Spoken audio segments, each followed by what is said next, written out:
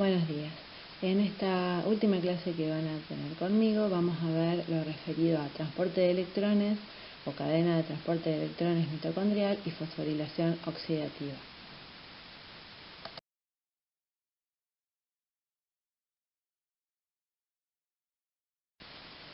Tal vez algunos de ustedes se han preguntado cómo es que el músculo cardíaco, que es el más utilizado en todo el cuerpo, se contrae en forma continua e involuntaria durante toda nuestra vida. ¿Quién le provee esa energía? Por otra parte, los mamíferos tropezamos con el primer obstáculo en el mismo instante en que nacemos. Dejamos un espacio que es térmicamente estable, el del útero materno, y nos instalamos en un medio más frío e inestable. En determinados casos ese estrés térmico puede llegar a ser bastante sorprendente y es siempre, en algunos casos, amortiguado por el calor de la madre o la camada. El caso de la foca pía es un caso muy particular porque esta foca nace en febrero o marzo sobre los témpanos helados del Océano Atlántico Norte, donde la temperatura puede llegar a ser de 30 grados bajo cero, por lo cual la cría cuando nace está sometida a un cambio súbito o un salto súbito de aproximadamente 70 grados de diferencia. Y si no fuera por un sistema bastante interesante por el que están provistos los mamíferos, que tienen un tejido especial, que tiene una capacidad calorigénica, no podrían sobrevivir. Este tejido es el tejido adiposo marrón o pardo, que yo ya les había nombrado en clases pasadas. Este tejido debe su nombre a las numerosas mitocondrias presentes y el color es debido a los citocromos. Aquí en este tejido vamos a ver hay un proceso muy interesante de producción de calor, pero que también tiene lugar en las mitocondrias. En esta clase veremos entonces los detalles de la clave de la función mitocondrial y veremos cómo los electrones provenientes de los diversos nutrientes, carbohidratos, lípidos, proteínas, en lugar de ser transferidos directamente al oxígeno, pasan a través de una cadena de transporte de electrones generando un potencial de membrana que dirigirá entonces la síntesis de ATP. En otros casos se utilizará para producir calor. Veremos cómo la función mitocondrial se destaca por dos eventos característicos que son el transporte de electrones y el bombeo de protones. Si bien hemos visto las mitocondrias anteriormente en otros procesos, no hemos detallado sus partes. Las mitocondrias son organelas de entre 0,5 y 1 micra y hay alrededor de 2000 por célula.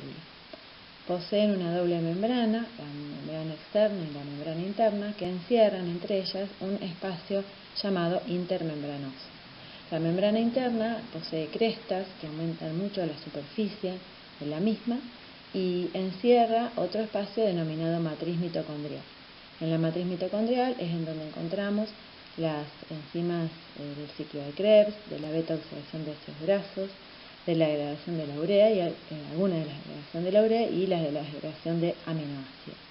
En la membrana mitocondrial interna también encontramos justamente los componentes de la cadena de transporte de electrones. Las mitocondrias poseen ADN propio y maquinaria de síntesis proteica, pero hay muchas proteínas que cumplen su función allí y son de codificación nuclear.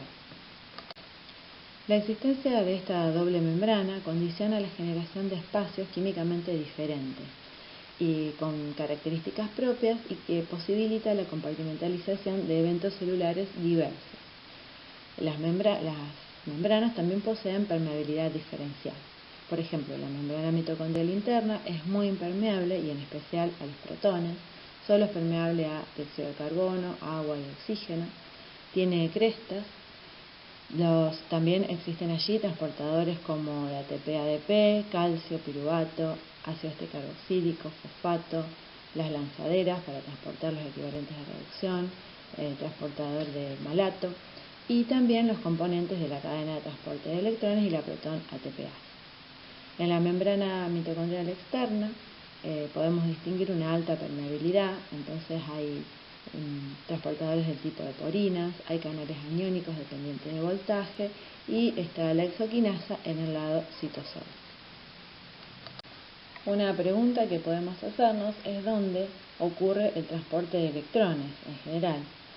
Podemos encontrar transportes de electrones diversos en las mitocondrias de eucariotas, que es el proceso que estamos describiendo, en la membrana plasmática de bacterias, y un transporte similar que veremos más adelante en este curso, que tiene lugar en la membrana de los cloroplastos, pero este transporte es impulsado por la luz.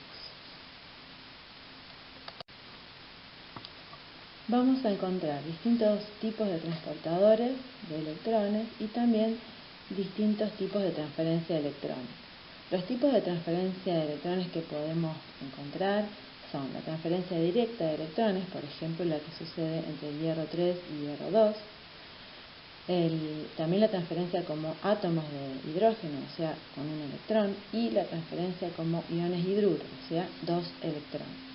Los tipos de transportadores que vamos a encontrar, y ahora vamos a describir en breve, son el NADH, el SADH, la flavina mononucleótida, quinona, grupos hemos de tipo que tienen hemo A, B y C en las proteínas llamadas citocromos, y también centros de hierro azufre o de hierro no hemínico en las llamadas ferrosulfoproteínas.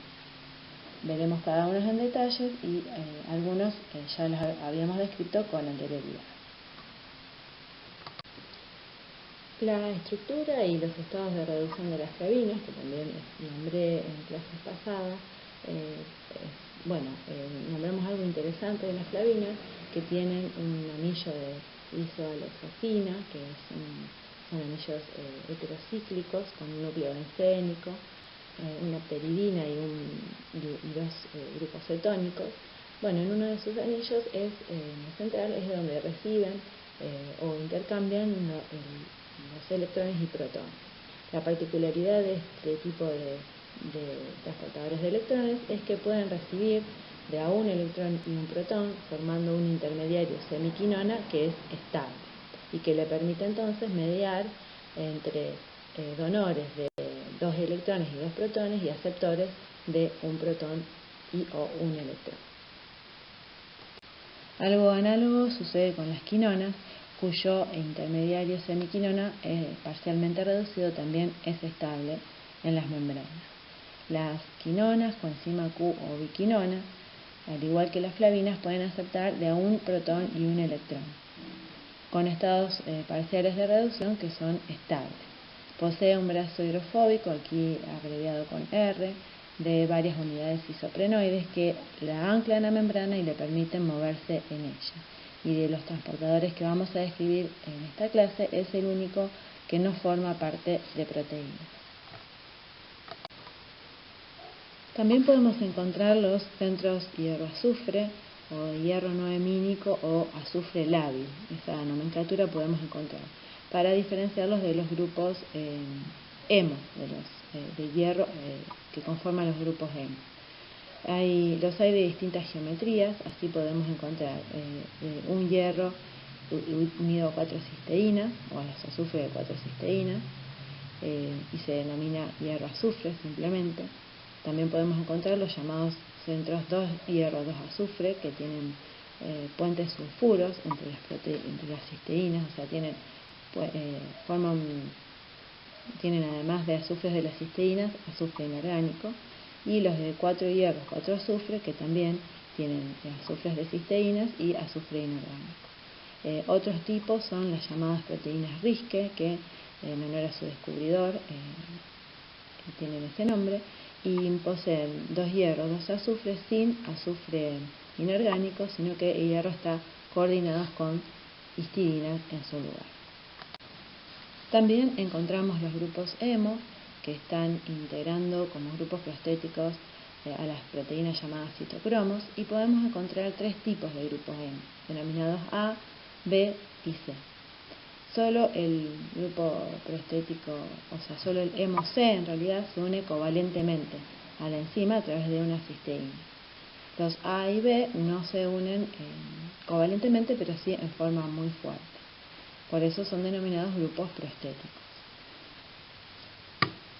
Las diferencias entre los sustituyentes de los grupos hemo B, A y C hacen que tengan diferentes espectros de absorción y permiten entonces distinguirlos. podemos observar aquí la estructura de un citocromo C, o sea, una proteína que tiene un grupo hemo C. Este tipo de proteína tiene la característica de que está muy conservada en diferentes especies. Esta molécula estuvo presente incluso desde antes de la divergencia entre animales, plantas y levaduras, que corresponde a más de 1.500 millones de años. Posee alrededor de 100 aminoácidos y la cuarta parte de ellos ha permanecido invariante en todo este tiempo de evolución. Por ello, esta proteína es muy útil para realizar árboles filogenéticos y establecer relaciones entre diversas especies. Utilizando secuencias conocidas de los citocromos C de diversos organismos, se han obtenido árboles filogenéticos como el que estamos mostrando aquí, en el cual se observan agrupaciones entre los grupos de organismos más cercanos evolutivamente, o sea, en los cuales las secuencias de citocromos se parecen más. Estos alineamientos se realizan con programas especiales, con software especial. Notablemente podemos ver que los citocromos de Homo sapiens y el de chimpancé, por ejemplo, prácticamente no tienen diferencias y se encuentran a su vez muy cercanos a los de mono y, por ejemplo, canguro, dentro del grupo de los mamíferos. Una característica química interesante de los citocromos es que las formas reducidas y oxidadas de los mismos pueden diferenciarse por sus espectros de absorción. Aquí vemos en trazo azul el citocromo reducido, que tiene un pico a 444 nanómetros y otro a 605, mientras que la forma oxidada, a la que corresponde el trazo rojo, tiene el pico mayoritario corrido hacia la izquierda a 420 nanómetros y el pico de 600 nanómetros está bastante invisible. Estas características hacen posible que se pueda estudiar el estado oxidado o reducido de los citocromos y así realizar diferentes estudios fisiológicos. Otra característica de todos los complejos transportadores de electrones mitocondriales es que son proteínas integrales de membrana, con lo cual, si recordamos de los procedimientos que hacían falta para purificar este tipo de proteínas, se necesitan tratamiento con detergentes y solubilización de los mismos por un tratamiento suave para que no pierdan sus estructuras cuaternarias, poder recuperar los complejos y medir así luego en forma separada la reacción que cada uno sintetiza. De hecho, este tipo de estudios es lo que permitió entonces saber qué reacción cataliza cada complejo y además el orden en el cual estaban ubicados en la membrana mitocondrial interna. Para poder determinar el orden en que los transportadores están en la membrana, una vez que se ha determinado la reacción que cada uno cataliza y los E0 de los componentes, o sea, los potenciales de media celda de los componentes individuales, estos se van a ordenar de menor a mayor potencial de reducción. Luego, para comprobar este orden, se realiza otro experimento. Se reducen los transportadores, pero en ausencia del aceptor final de electrones. Al no haber aceptor de electrones, los transportadores estarán reducidos. Luego de un tiempo de ensayo se agrega el sustrato, se suministra oxígeno y se mide la velocidad de oxidación de los distintos citocromos. Dado que el transporte de electrones entre dos transportadores depende de la distancia que hay entre ellos, los que estén más cerca del oxígeno se van a oxidar más rápidamente que los más lejanos. Y esto entonces dará una idea de la ubicación en la membrana de cada uno de los transportadores. Otro experimento que se realizó utilizando conocimientos previos acerca de inhibidores de distintos transportadores, se hicieron experimentos utilizando mitocondrias o partículas submitocondriales, a las cuales se las incubó con los distintos inhibidores, es decir, alícuotas diferentes se las incubó con distintos inhibidores. Lo que sucede es que cuando un inhibidor actúa, todos aquellos transportadores que estén antes del inhibidor en la membrana, antes del sitio de acción del inhibidor en la membrana interna mitocondrial, quedarán reducidos, mientras que aquellos que estén posterior a ese sitio de acción van a permanecer oxidados. También, gracias a que los espectros de absorción de los transportadores oxidados y reducidos son diferentes, se puede establecer entonces su estado, redox, y así ver si frente al agregado de un inhibidor qué transportadores quedaron reducidos, y estos irán a la izquierda del sitio de acción del inhibidor, y cuáles han quedado oxidados, los cuales se ordenarán a la derecha del sitio. Así como vemos, se pudo establecer el sitio de acción de la rotenona, que inhibe en el complejo 1, de la antimicina, que inhibe luego del complejo del citocromo B, y del cianuro y monóxido de carbono, que inhibe en el último complejo, que ya veremos inmediatamente. Con estos estudios entonces se pudo dilucidar cuáles eran los diversos componentes de la cadena respiratoria mitocondrial y cómo estaban compuestos cada uno de ellos y ordenados en la membrana. En realidad veremos que son complejos proteicos que poseen grupos proteéticos y cofactores especializados en la transferencia electrónica. Ahora veremos entonces cada uno en detalle.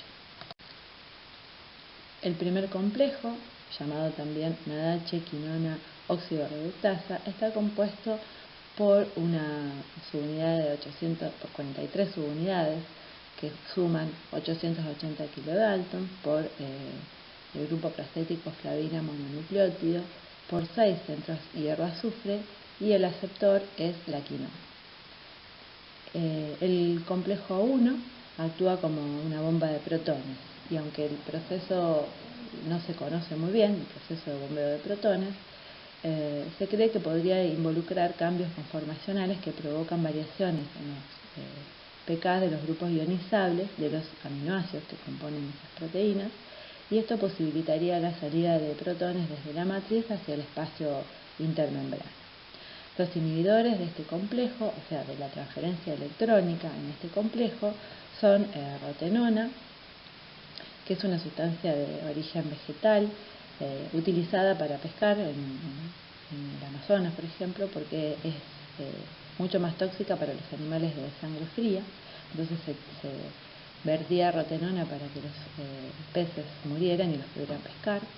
La mital es otro inhibidor y es un barbitúrico, y también la piericidina A, que es un antibiótico. Aquí vemos también las reacciones que tienen lugar entre los distintos transportadores de electrones de este complejo. Podemos observar también el curso que siguen los electrones desde el dador en este complejo, que es el NADH, que dona, como dijimos, un ion hidruro, en verdad, y esos electrones van pasando a la flavina mononucleótido, que puede aceptarlos, como dijimos, de A1 por B, ya que los centros hierro-azufre los debe donar de A1 por B, y la quinona puede recibir también de A1 por B esos electrones y protones, algunos de los cuales va a bombear hacia el espacio intermembranoso, y otros van a quedar para formar el quinol. Ahora veremos en breve ese ciclo. El resultado entonces neto de la formación de la acción del complejo 1 es la oxidación del NADH a NAD, la reducción de la quinona a quinol y el bombeo de 4 protones por cada 2 electrones que transcurren en este complejo.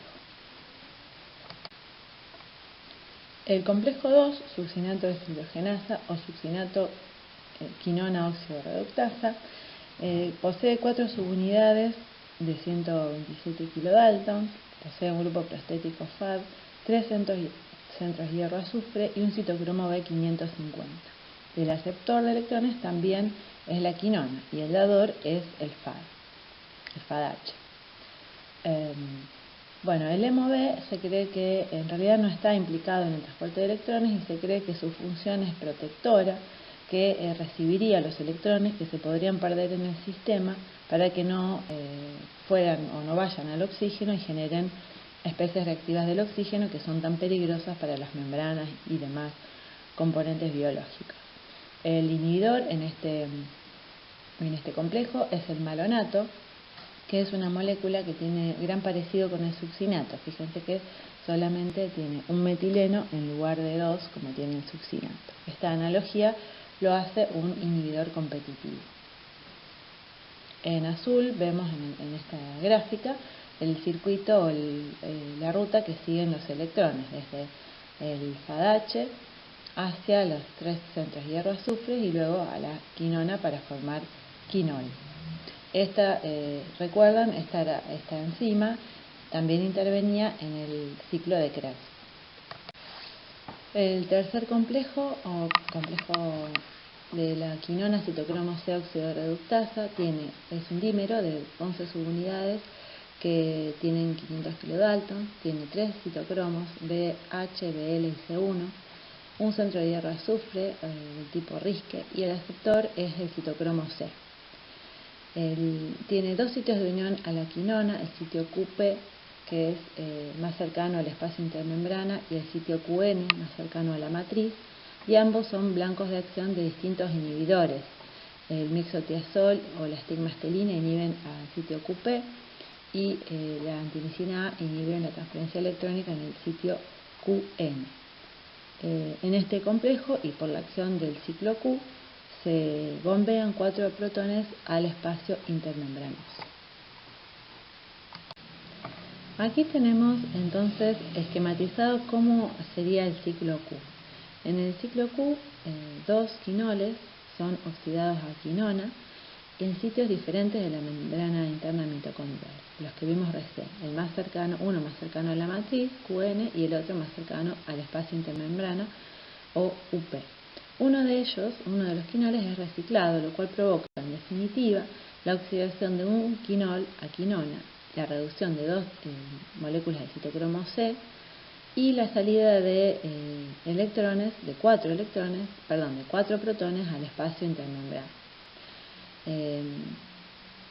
Esta no es una bomba de protones, pero como sí lo son el complejo 1 y vamos a ver el complejo 4 también, pero el resultado neto de su acción provoca la salida neta de 4 protones hacia el espacio intermembrana.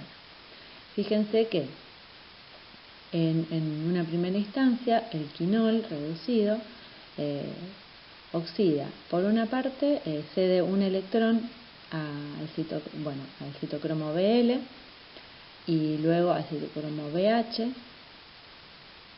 y luego a una quinona que queda como semiquinona, mientras que el otro electrón lo cede al centro de hierro azufre, que a su vez lo cede al citocromo C1 y luego reduce al citocromo C. Recordemos que la quinona tenía esta capacidad de poder mediar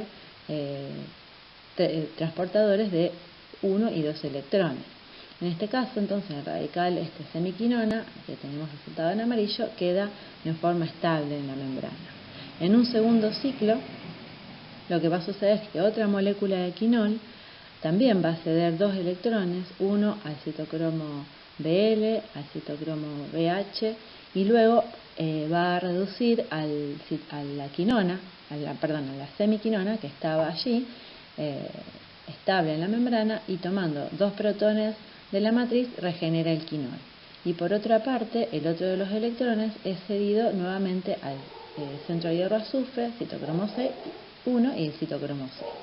De esta manera entonces, cada vez que si sumamos las dos hemireacciones o las dos reacciones que suceden en estos dos ciclos, esto nos da la reacción neta de que un quinol se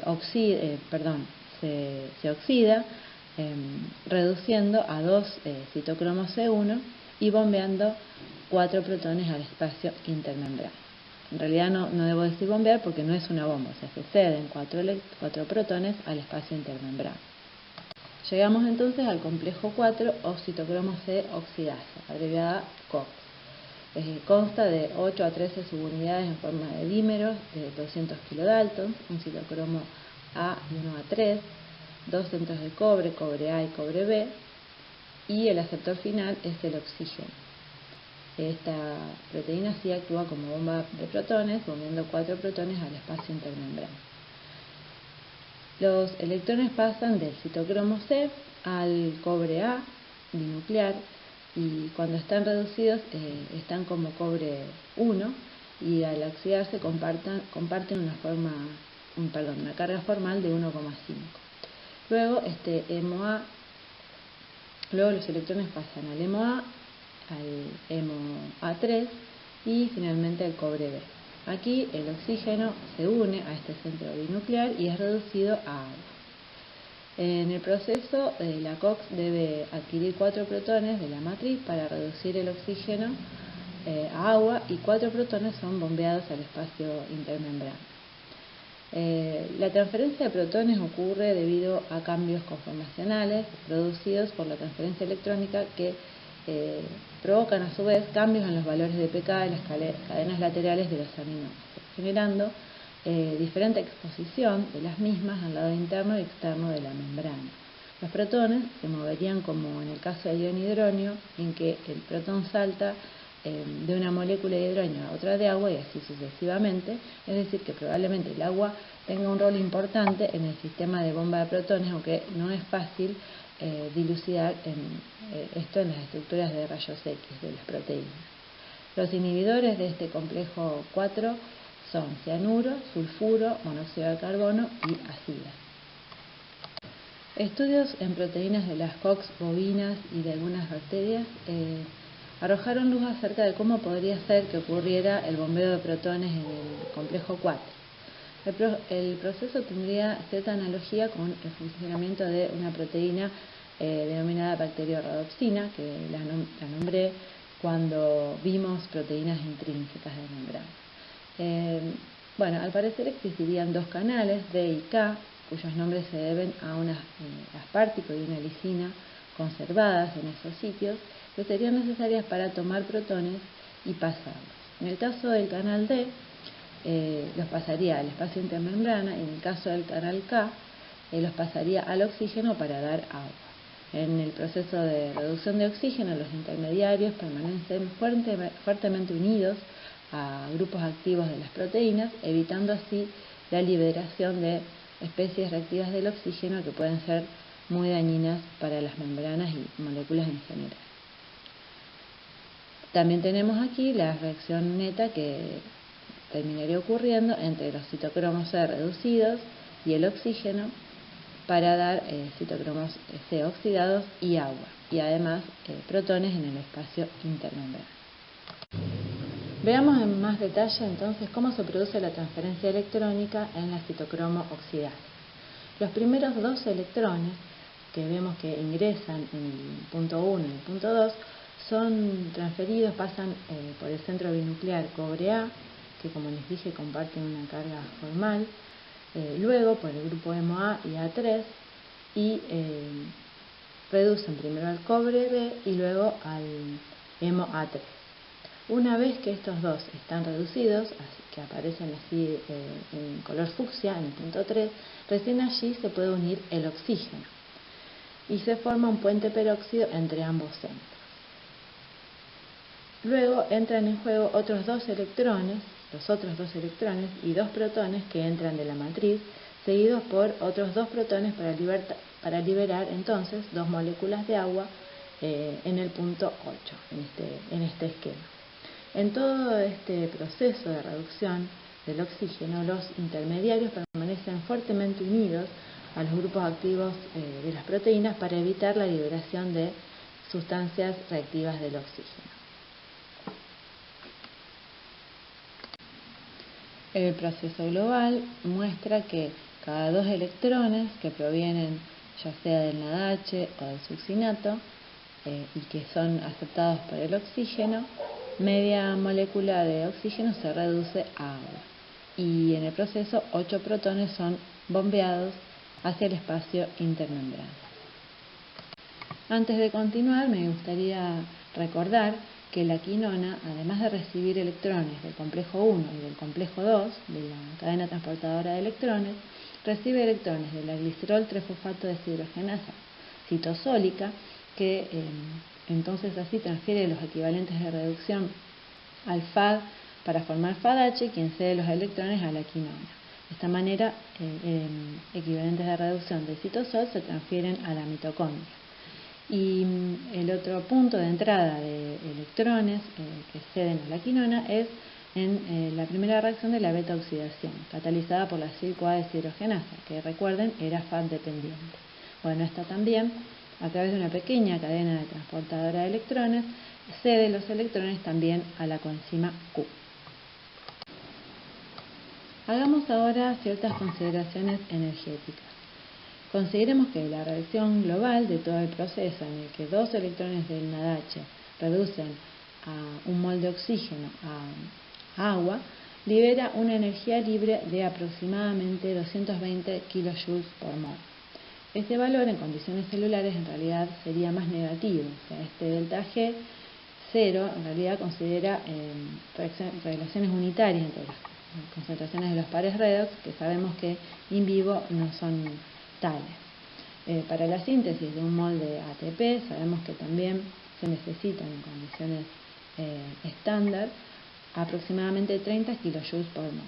Entonces, dado que se conocen por mediciones recientes que por cada NaDH se obtienen 2,5 moles de ATP y por cada FADH se obtendrían 1,5 moles de ATP, haciendo las cuentas, esto correspondería, por ejemplo, en el caso del NaDH, a 76,5 kJ por mol, y esto correspondería a un 35% de conservación de la energía. Sin embargo, como les digo, en condiciones fisiológicas este número es bastante mayor y se cree que se acercaría a un 70%. Es decir, un 70% de la energía que es entregada, digamos, por el transporte de electrones al gradiente de protones se va a conservar en forma de ATP. Y ahora vamos a ver el proceso en que eso ocurre. La teoría quimiosmótica fue desarrollada por Peter Mitchell hacia inicios de la década de 1960 y fue una teoría bastante novedosa. En principio fue una hipótesis y luego se convirtió en teoría, porque en los comienzos de la década de 60 todavía se buscaba un intermediario de alta energía hipotético que era capaz de fosforilar al ADP, es decir, se pensaba aún en el único mecanismo conocido hasta el momento, que era la fosforilación a nivel de sustrato. Por eso fue una teoría novedosa y que en un principio tuvo bastante oposición de la comunidad científica. Esta teoría proponía la formación de un gradiente electroquímico por el bombeo de protones hacia el espacio intermembranoso y la utilización de esa energía para impulsar la síntesis de ATP. La teoría quimiosmótica considera entonces que la diferencia de concentración de protones entre las dos fases acuosas del espacio intermembrana y de la matriz mitocondrial, separadas por la membrana mitocondrial interna, constituye la fuerza responsable de la formación de ATP, o sea, la fuerza protomotriz. Luego el flujo de protones, regresando por la protona ATPasa a favor de su gradiente electroquímico, o sea, desde donde está más concentrada hacia la zona de menor concentración, es la que proporciona la energía libre para la síntesis de ATP, partiendo de ATP y fosfato y por la catálisis de la protona ATPasa mitocondrial. El complejo 5 o de la ATP sintasa o de la protona ATPasa está compuesta por dos sectores bien definidos, F1 y FO, como podemos ver en esta imagen basada en microscopía crioelectrónica. Estas, a su vez, si vamos al detalle de la composición de cada una de estas partes, FO es una proteína integral de membrana compuesta por 8 subunidades diferentes, A, B y C en distintos números según la especie, y constituye el canal de protones. F1 es una proteína periférica que tiene 9 subunidades de fórmula alfa 3, beta 3, gamma, delta, épsilon, donde beta es la subunidad catalítica y gamma y épsilon son las unidades que conectan a FO con F1 por dentro, por el centro, mientras que delta, beta y B y A constituyen un brazo que conecta a ambos sectores por afuera de todo este núcleo. El mecanismo por el cual la protona ATPasa cataliza la formación de ATP se denomina catálisis rotacional, y es un mecanismo muy novedoso y constituye un verdadero motor biológico. Las subunidades C dijimos que forman lo que constituye el canal de protones. Forman un verdadero rotor en la membrana, que al pasar los protones a través de estas subunidades C, rotan, y rota también la subunidad gamma y épsilon conectadas por estas a F1.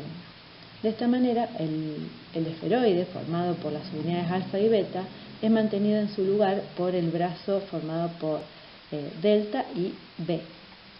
Es decir, los protones, cada vez que ingresan hacia la subunidad C y luego pasan por la A hacia el espacio intermembrana, provocan la rotación de 120 grados de gamma y épsilon. Y de esta manera, la subunidad gamma está en contacto con una subunidad beta diferente en cada una de estas rotaciones, induciéndole un cambio conformacional que a su vez cambia sus afinidades por los sustratos, como veremos en la siguiente imagen. Bueno, aquí vemos entonces cómo es que se produce la variación de afinidad de las subunidades betas cuando la subunidad gamma rota cada 120 grados. Lo que sucede es, bueno, hay una subunidad que tiene una afinidad intermedia por ADP y fosfato y es la L. Otra que tiene una alta afinidad por ATP y es la forma T, mientras la forma O no tiene afinidad por los sustratos.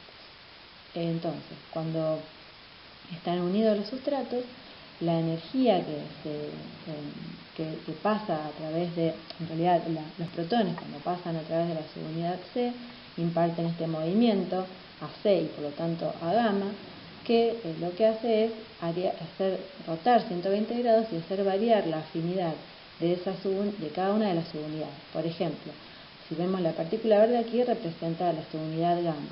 Esa subunidad gamma cambió desde donde estaba en la posición 1, ahora si miremos la posición 2, señala ahora una nueva subunidad que ahora se va a transformar en O y va a liberar el ATP, es decir, open. Entonces ahí, de una afinidad alta por el ATP, cuando estaba en forma T, va a pasar a una baja afinidad por el ATP a la forma O u open, y entonces va a liberar el ATP. Simultáneamente, las anteriores quedan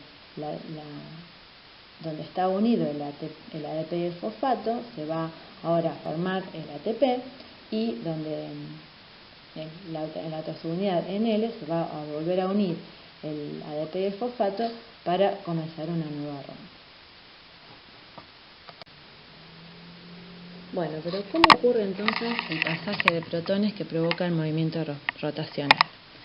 Lo que hay que saber es que en cada subunidad C existe un residuo aspartico o glutámico crítico localizado en la mitad de la membrana.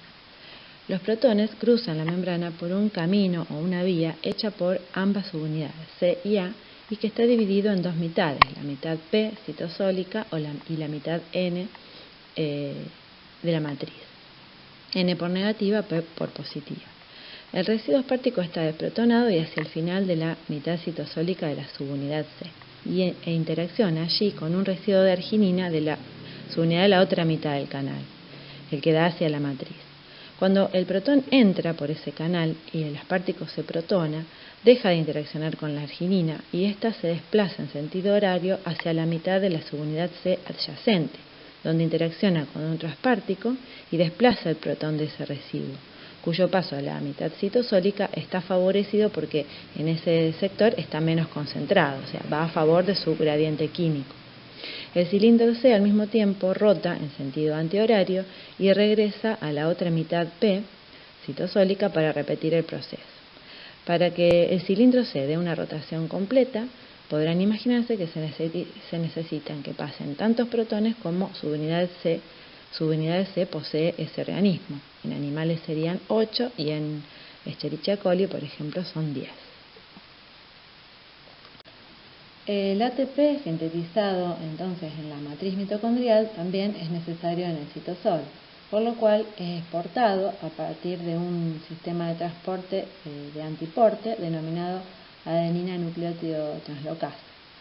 Además, la energía del gradiente de protones, del gradiente de protones o de los protones que ingresan a favor de su gradiente electroquímico también es utilizada para transportar fosfato por un simporte, fosfato-protón, ya que el fosfato también es un sustrato en la síntesis de ATP y es necesario en la matriz mitocondrial.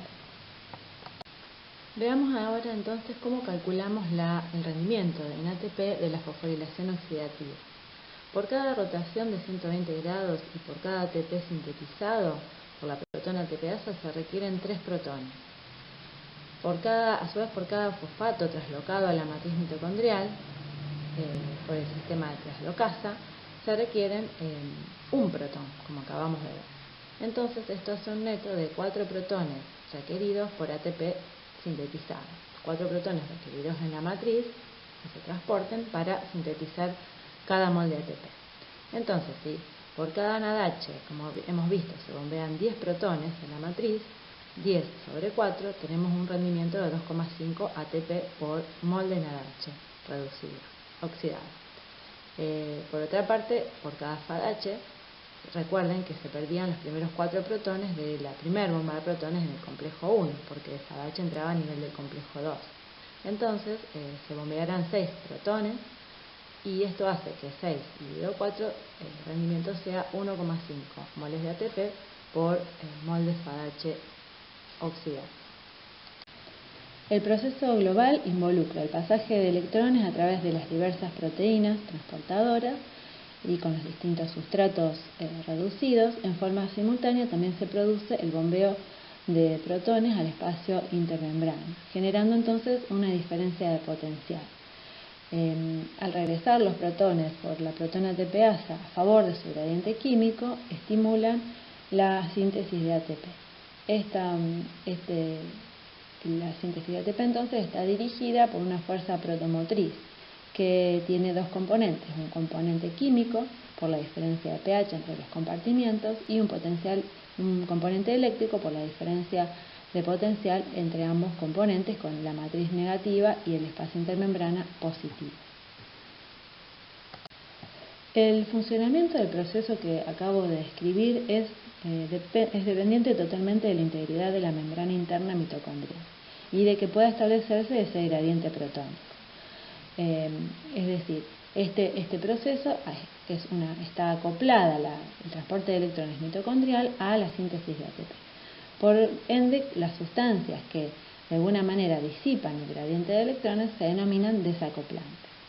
Estas sustancias, además de disipar el gradiente de protones, aumentan el flujo de electrones, cesan la producción de ATP, porque, como dijimos, cuando los protones regresan hacia la matriz por otro sitio que no es la protona ATPasa, entonces no pueden estimular la síntesis de ATP. Hay distintos tipos de desacoplantes, pueden ser naturales, como la valinomicina, o sintéticos, como el dinitrofenol.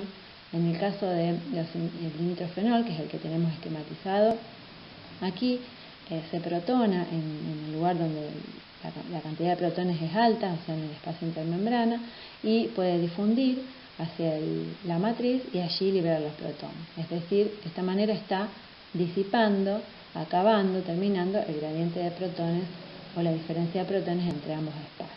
Hay otros tipos de desacoplantes que son formadores de canales, y esos canales también estimulan el pasaje de protones, entonces son lugares por donde puede por donde pueden pasar los protones diferentes a la protona ATPasa. Otra circunstancia en que esto puede suceder es que la membrana interna esté rota, esté dañada, con lo cual esto también hace que si hay interrupciones en la membrana, los protones puedan pasar. Y entonces cuando uno va a hacer experimentos con estas mitocondrias se dice que están desacopladas, porque no va a poder ocurrir el transporte la síntesis de ATP en forma acoplada al transporte de electrones. El control de la respiración es ejercido a nivel de, no solamente como mencioné anteriormente, que las membranas estén intactas y sus complejos también, y sea posible el establecimiento de un gradiente de protones, sino que también es ejercido por la presencia de sustrato. En este caso sería sustrato oxidable, por ejemplo succinato o NADH, y la presencia de ADP. Esto es lo que se denomina control por sustrato. Decimos ADP porque normalmente la cantidad de fosfato en la célula es alta, por lo cual no suele ser un reactivo limitante en estas reacciones. En estas gráficas vemos una gráfica en trazos negros, el oxígeno consumido, en función del tiempo y en trazos rosados el ATP sintetizado. Podemos ver entonces en la primera gráfica que al adicionar ADP y fosfato hay un cierto consumo basal de oxígeno, el cual se acelera cuando agregamos al sustrato oxidable, como por ejemplo succinato. Y cuando agregamos un inhibidor de un complejo, en este caso cianuro, que inhibe el complejo 4 del transporte de electrones, se anula totalmente el consumo de oxígeno y también la síntesis de ATP. Vemos entonces que en este caso el trazo de la síntesis de ATP coincide bastante con el consumo de oxígeno, salvo para el caso del consumo basal de oxígeno en el primer tramo. Pasemos al segundo gráfico. Fíjense que aquí tenemos una situación diferente. Primero se agrega el sustrato oxidable, donde también tenemos un consumo basal de oxígeno, pero sin síntesis de ATP, porque justamente no tenemos los sustratos. Esto sí ocurre cuando agregamos ADP y fosfato en el segundo punto. Luego, fíjense que hay un tercer agregado donde se agrega un inhibidor de la protona ATPasa. Y aquí hay un consumo, sigue habiendo un consumo basal de oxígeno, pero ya no hay síntesis de ATP. Y algo muy interesante es que en el punto donde se agrega el desacoplante, el ATP sigue sin sintetizarse porque la protona ATPasa sigue inhibida, pero sin embargo el transporte de electrones se recupera y es el trazo que vemos hacia el final. En esta parte entonces se vuelve gráfico que las mitocondrias están desacopladas, es decir, hay transporte de electrones, pero no existe una síntesis de ATP concomitante. Otras observaciones que podemos hacer de estas gráficas es que, fíjense que en el primer tramo de ambas gráficas tenemos que hay un consumo basal, pero no hay síntesis de ATP. Aunque la razón en ambos casos es diferente. En el primer caso no hay síntesis de ATP porque a pesar de que está la ADP y el fosfato, los sustratos para la síntesis, no se ha establecido un gradiente de protones porque no había un sustrato oxidable. En el segundo caso, lo primero que se adicionó fue el sustrato oxidable, por ende había gradiente de protones, pero no está el sustrato para la síntesis de ATP, es decir, ADP y fosfato. Y bueno, otra de las cosas que me interesaba destacar es el concepto de la relación de acción de masas, que ustedes ya habrán visto, es la concentración de ATP sobre la concentración de ADP y fosfato, que siempre es alta en las células, de manera tal que cuando esto baja, lo que está significando es que la concentración de ADP es alta, y esto entonces va a actuar como justamente el control respiratorio, activando la síntesis de ATP, es decir, aumentando la velocidad de síntesis de ATP, hasta que esa relación de acción de masas vuelva a tomar el valor normal, que siempre es alto en la mayoría de las células. Para ir concluyendo entonces con este tema, vamos a enunciar los sistemas por los cuales los equivalentes de reducción generados en el citosol son importados a la matriz mitocondrial. Estos sistemas se denominan sistemas de lanzadera. Existen dos lanzaderas importantes, son las de malato aspartato o malato alfa-cetoglutarato, donde el oxalacetato es reducido a malato en el citosol por la malato deshidrogenasa y el malato es transportado por un transportador en la membrana mitocondrial interna hacia la matriz mitocondrial. Dentro de la matriz mitocondrial, la actividad reversa de la malato deshidrogenasa regenera el NADH en la matriz y el oxalacetato. Este oxalacetato a su vez reacciona con glutamato por una transaminasa para dar aspartato y alfa-cetoglutarato. El aspartato regresa al citosol y regenera el oxalacetato por una reacción análoga de la misma transaminasa y regenera también el glutamato. El alfa-cetoglutarato se transporta en un sistema de antiporte con el malato y el glutamato también se cotransporta en un sistema de antiporte con el aspartato, cerrando así el ciclo. Esta lanzadera es importante en hígado, riñón y corazón. Por otra parte, la lanzadera de glicerol fosfato se encuentra frecuentemente en células del músculo, en mitocondrias del músculo y en el cerebro, y tiene la particularidad de que convierte un ADH citosólico en un FADH mitocondrial. ¿Y cómo es esto? Bueno, el glicerol fosfato es la dihidroxiacetona fosfato es reducida por un ADH al glicerol fosfato por una glicerol 3-fosfato deshidrogenasa citosólica. Este glicerol fosfato cede sus electrones a un FAD a través de la glicerol 3-fosfato deshidrogenasa mitocondrial. Está asociada a la membrana interna mitocondrial. Y esta enzima es FAD dependiente. El FADH generado, a su vez, cede los electrones a nivel de la quinona. Esto, como podemos imaginar, trae como consecuencia que un ADH citosólico, como dije al principio, se convierte en un FADH mitocondrial, con lo cual, entonces, en este caso, el rendimiento de estos electrones es menor, porque, como dijimos antes, el FADH cede sus electrones a nivel de la quinona, que estaría a nivel del complejo 3 de la cadena transportadora de electrones, perdiéndose los primeros protones del complejo delta. Bueno, si ustedes recuerdan, cuando iniciamos esta clase, les comenté que otra de las funciones que tenía la mitocondria era la de generación de calor. ¿Cómo es que se produce esta generación de calor y en qué circunstancias? Bueno, recordemos que hablamos de un tejido especializado en otras clases, que era el tejido adiposo marrón o pardo, que era muy rico en una gran cantidad de mitocondrias, a lo que debía su nombre, por la gran cantidad de citocromos. Y lo que sucede es que ante una señal de frío, el hipotálamo envía a su vez una señal de forma hormonal a las células del tejido adiposo marrón, que a través del receptor beta-adrenérgico activan mediante la proteína G, activan una leptociclasa. Así se genera AMP cíclico, que activa a una proteína quinasa que activa por fosforilación a una lipasa sensible a hormonas. Esta lipasa, a su vez, recuerden que promovía entonces la degradación de los triacilgliceroles, formando cantidades grandes de ácidos grasos libres. Estos ácidos grasos libres producen la activación de la termogenina, que es una proteína también llamada proteína desacoplante o UCP1, y esta termogenina va a tener un rol muy importante en la producción de calor, como vamos a ver de inmediato.